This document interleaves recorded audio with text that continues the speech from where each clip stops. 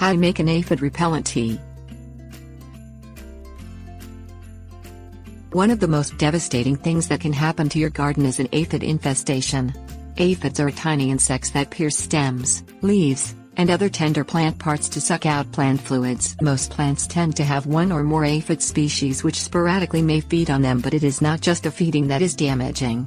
Aphids spread viruses from plant to plant. Most vegetables and fruits are all common hosts of aphid-transmitted viruses. Roses are especially susceptible to aphid attack.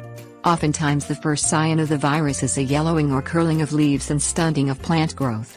Before the aphids can damage your plants and flowers, give them a nice cup of tea. Things you will need: parsley flakes, clove of garlic, water, medium-sized pot, 20-gallon hose and sprayer. Mark your calendar.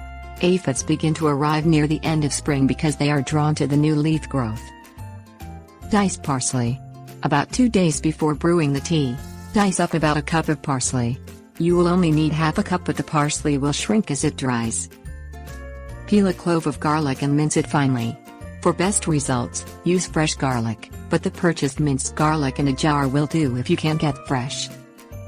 Add a half cup of diced and dried parsley along with 2 tablespoons of minced garlic into a medium pot.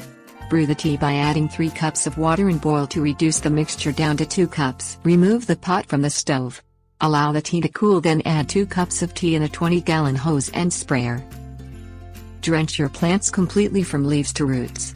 Repeat the process twice weekly to stop any aphid infestation. Tips. Warnings.